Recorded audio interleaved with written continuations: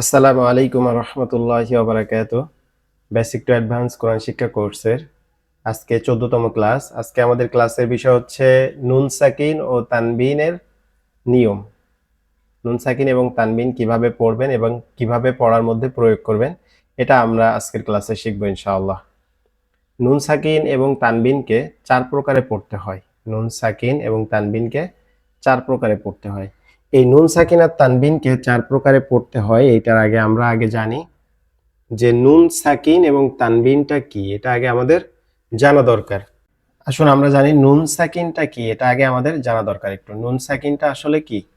নুন সাকিন হচ্ছে নুনের উপরে একটা সাকিন, নুনের উপরে একটা সাকিন, এটাকেই নুন সাকিন বলে। নুনের উপরে একটা সাকিন থাকলে তাকে নুন সাকিন বলে। এটা চেনার উপায় কি? সাকিনটা হচ্ছে আগে কিরকম এটা দেখাই। সাকিনটা কখনো এরকম গোল, কখনো বা এরকম, কখনো বা এরকম। এই 3 ধরনের যে কোনো একটা ভাবে আসতে পারে সাকিন ফন্ট ভেদে। অর্থাৎ আপনার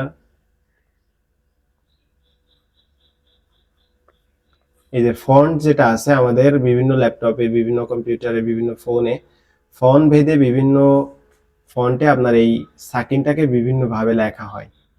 তো এই নুন সাকিনটা কি এটা আমরা জানলাম। নুনের উপরে এরকম ছোট্ট একটা চিহ্নকে বলা হয় নুন সাকিন।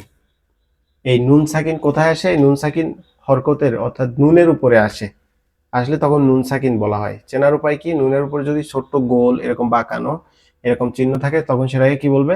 নুন সাকিন বলবে। এরপরে আসুন আমরা জানি যে হচ্ছে তানবিনটা কি। তানবিন হচ্ছে 2 জবর 2 জের এবং 2 পেশকে তানবিন বলে। 2 জবর 2 জের এবং 2 পেশকে কি বলে? তানবিন বলে। 2 জবর 2 জের এবং 2 পেশকে তানবিন বলে। তানবিন কোথায় আসে? তানবিন অধিকাংশ সময় শেষে আসে, শেষে আসে, ঠিক আছে, অক্ষরের শেষে আসে। এখন আসুন আমরা নুন সাকিন এবং তানবিন কয় প্রকারে পড়া যায় এটা জানি। নুন সাকিন ও তানবিন 4 প্রকারে পড়তে হয়। 1 নাম্বার হচ্ছে ইকলাব, ইদগাম, ইজহার, ইখফা। ইকলাব, ইদগাম, ইজহার, ইখফা। ইকলাব মানে হচ্ছে পরিবর্তন করা, ইদগাম মানে হচ্ছে মিলানো, আর ইজহার মানে হচ্ছে স্পষ্ট করা, আর ইকফা মানে হচ্ছে কি করা? গোপন করা। এখন আসুন আমরা ধাপে ধাপে কোনটা কি এবং কোনটার কয়টা অক্ষর এটা জানি। এই যে প্রথমে আমরা যে ইকলাব যেটা দেখতে পাচ্ছি, ইকলাবের একটা অক্ষর, ইকলাবের শুধুমাত্র একটাই অক্ষর, সেটা হচ্ছে কি? সেটা হচ্ছে বা। ইকলাবের একটা অক্ষর, সেটা হচ্ছে কি? বা। এরপরে আসুন ঈদগাম। ঈদগাম মানে কি? ঈদগাম মানে মিলানো। ঈদগামের কয়টা হরফ? ঈদগামের 6 হরফ। ঈদগামের 6 হরফ। ঈদগামের 6 হরফকে একসাথে যদি মিলিয়ে বলা হয় তাহলে হয় ইয়ার মালু না। ইয়া র মিম লাম ওয়াও নুন, ইয়ার মালুনা। 6 অক্ষর একসাথে মিলাইলে কি বলা হয়? ইয়ার মালুনা। তাহলে 6 অক্ষর কি কি? ইয়া মিম ওয়াও নুন, ইয়া মিম ওয়াও নুন। আবার এইটাকে 2 ভাগে ভাগ করা হয়েছে, এটাকে 2 ভাগে ভাগ করা হয়েছে। একটা হচ্ছে ঈদগামে বাগুন্না, আর একটা হচ্ছে ঈদগামে ব্লাগুন্না।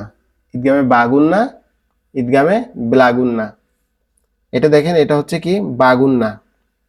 বাগুন্না 4 হরফ, ব্লাগুন্না 2 হরফ। বাগুন্না 4 হরফ কি কি? ইয়া মিম অও নুন, ইয়া মিম অও নুন। আর ব্লাগুন্না 2 হরফ হচ্ছে কি? র লাম। আপাতত এটুকু মনে রাখলে হচ্ছে। এরপরে হচ্ছে ইজহারের 6 হরফ। ইজহারের 6 হরফ। ইজহার মানে কি? স্পষ্ট করা। ইজহার মানে স্পষ্ট করা। ইজহার মানে কি? স্পষ্ট করা। এটা আমাদেরকে মনে রাখতে হবে। এরপরে হচ্ছে ইকফা। ইকফার 15 হরফ। এই যে 6 6 12 আর 1 13 হরফ বাদে যতগুলা হরফ আছে সেগুলা সব কি? ইকফার হরফ। আমরা একবার পড়ি। তা সা জিম দাল, দাল ঝা, দাল ঝা, সিন শিন সদ দদ, ত য, ফা কফ কাফ। এই যে টোটাল 15টা হরফ। এখন আসুন আমরা এগুলার এক এক করে বিস্তারিত দেখি যে কোনটা কতটুকু কিভাবে পড়তে হবে, এটা আমরা এক এক করে দেখি সুন্দরভাবে। প্রথমে আমরা দেখব ইকলাব। ইকলাব অর্থ কি? ইকলাব অর্থ হচ্ছে পরিবর্তন করা। ইকলাব অর্থ হচ্ছে কি? পরিবর্তন করা। কি পরিবর্তন করা? নুন সাকিনকে পরিবর্তন করে যদি নুন সাকিন, এবং এটার একটা নিয়ম আছে, নিয়মটা বলি।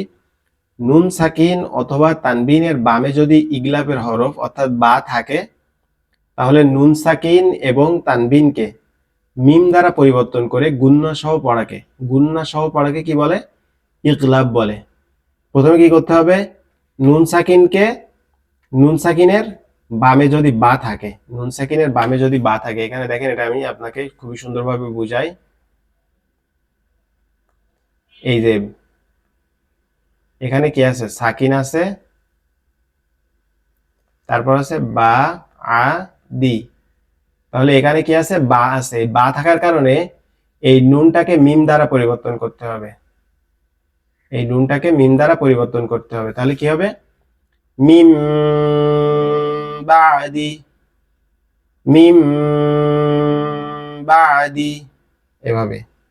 এরপরে যদি আপনার যে এখানে দেখেন কি আছে? এখানে আছে তানবিন থাকলে সেটাকে কি করতে হবে? মিম দ্বারা পরিবর্তন করতে হবে। মিম দ্বারা পরিবর্তন করে গুণনা সহ পড়তে হবে। তাহলে কি হবে? খবি বা ইয়াজের বি, মিম দুই যাব র, মিম দুই যাব রম, খবি রম। এটা কি হবে?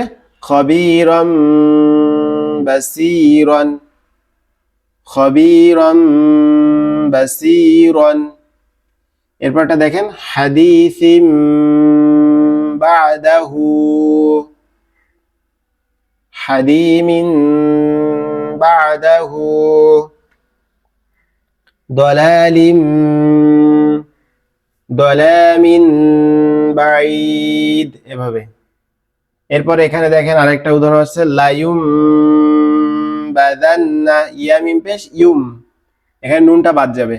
লায়ুম বাদান্না ইদিন বাসা বিদান বিহিম সামিমান বাসিরন। এভাবে বাকি লাইনটা আপনারা প্র্যাকটিস করবেন। প্র্যাকটিস করে অবশ্যই আমাদের হোমওয়ার্ক সেকশনে জমা দিয়ে দিবেন। এরপরে দেখেন ঈদগামে বাগুন্না, অর্থাৎ বলছিলাম ঈদগামকে দুই ভাগে ভাগ করা হয়েছে, একটা ব্লাগুন্না, একটা বাগুন্না। বাগুন্নার হরফ কয়টি? 4টি, ইয়া মিম অউনুন, ইয়া মিম অউনুন। বাগুন্নার অর্থ কি? বাগুন্নার অর্থ হচ্ছে গুন্নার সহিত মিলিয়ে পড়া। যদি কোথাও নুন সাকিন বা নুন সাকিন বা তানবিন থাকে, সেটাকে গুন্নার সাথে মিলিয়ে পড়াকে কি বলে? ঈদগামে বাগুন্না বলে। এর আরো একটা নিয়ম আছে যে নুন সাকিন অথবা তানবিনের বামে যদি, অর্থাৎ দেখা যায় নুন সাকিন অথবা তানবিন আছে, তার বাম পাশে যদি ঈদগামের হরফ থাকে, তখন সেটাকে কি করতে হবে? গুন্না সহ মিলিয়ে পড়তে হবে। যেমন আমরা যদি প্রথমেই খেয়াল করি, প্রথমে আমাদের কি আছে? হাবলুম মিম মাসাদ। এখানে হাবলুম, এই যে এখানে কি আছে? তানবিন আছে, তার বাম পাশে কি আছে? মিম আছে। মিমটা কিসের হরফ? বাগুন্নার হরফ। তারপরে এখানে নুন সাকিন আছে, তার বাম পাশে কি আছে? মিম আছে। তাহলে কি হবে? হাবলুম মিম মাসাদ, হাবলুম মিম মাসাদ। তারপর এখানে তানবিন আছে, তার বাম পাশে কি আছে? ওয়াও আছে। তাহলে এখানে কি হবে? লাহাবি ওয়াতাব, গুন্না করে পড়তে হবে।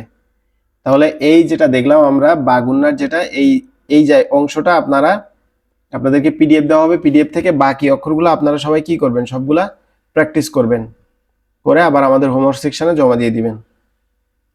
এরপরে দেখেন ঈদগামে বেলাগুন্না।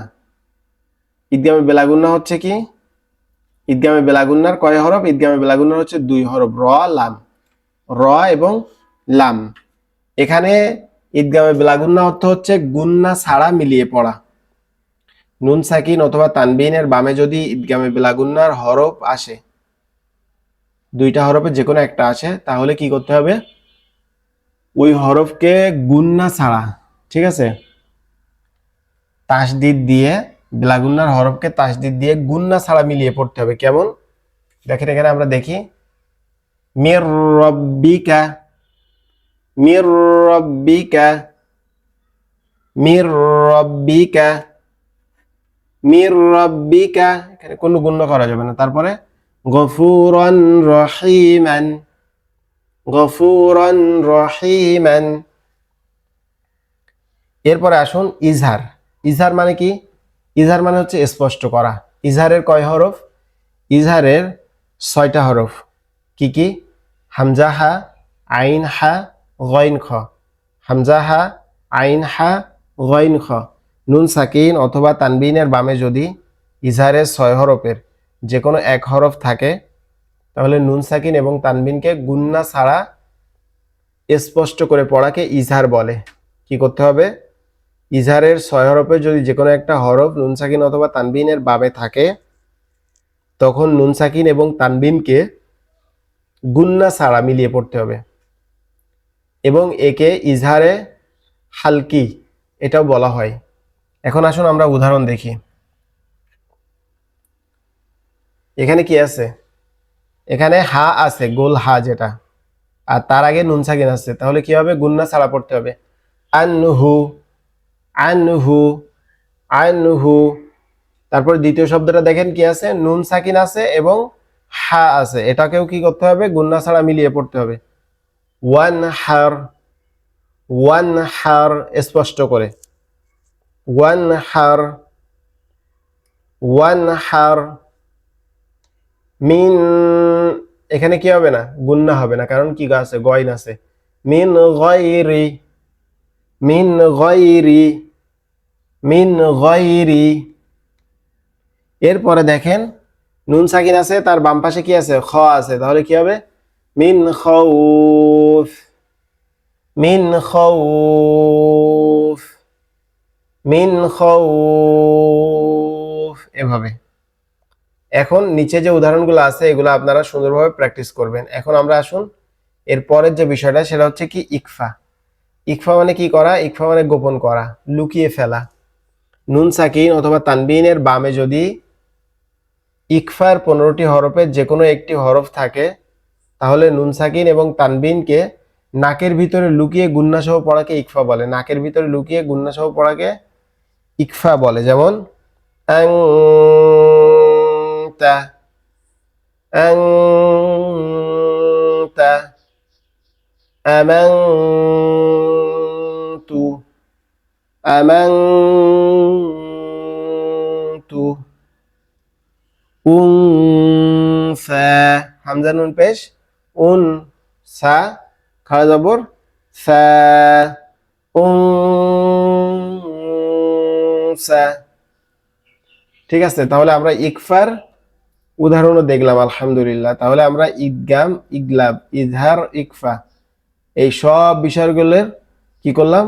উদাহরণ দেখলাম এবং এটা কি এটা জানলাম। এখন আমরা আসুন কিছুটা প্র্যাকটিস করি। মিম বাইনিস সুলবি ওয়াত তারাইব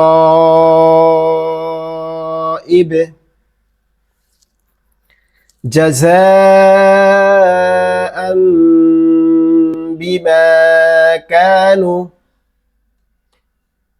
ইয়াকসিবুন। এখানে প্রথম লাইনে আমরা যে উদাহরণগুলো পড়লাম, এগুলাতে প্রথমে দেখেন নুন সাকিন আছে, তার বাম পাশে কি আছে? বা আছে। এটা কিসের নিয়ম? ইগলাবের নিয়ম। তাহলে বাটা কি হবে? বাদ পড়বে। পরে কি হবে ওখানে? মিম বাইনি। ঠিক আছে, এই সব বিষয়গুলো আমাদের খুবই সূক্ষ্মভাবে খেয়াল করতে হবে, তাহলে আমরা সুন্দরভাবে কোরআন পড়তে পারবো। এখন আমরা যে এই যে এতটুকু যতটুকু শিখলাম, এটার অনুশীলন পাঠটা আপনারা সবাই অবশ্যই কি করবেন? ফলো করবেন। তাহলে আপনারা সুন্দরভাবে কোরআনটা সহজেই পড়তে পারবেন ইনশাআল্লাহ। তাহলে আজকের ক্লাসটাতে আমরা কি শিখলাম? আজকের ক্লাসটাতে আমরা নুন সাকিন এবং তানবিনের একটা সম্পূর্ণ ব্যবহার এবং রোডম্যাপ কি শিখলাম। এই নুন সাকিন এবং তানবিন আমাদের জন্য খুবই ইম্পর্টেন্ট, খুবই খুবই ইম্পর্টেন্ট। আল্লাহ পাক রব্বুল আলামিন এটাকে আমাদের সকলের কোরআন পড়ার জন্য এই নুন সাকিন এবং তানবিনটাকে আমাদের সকলকে আপনি সহজভাবে বোঝার তৌফিক দান করুন। আমিন। আসসালামু আলাইকুম ওয়া রাহমাতুল্লাহি ওয়া বারাকাতুহু।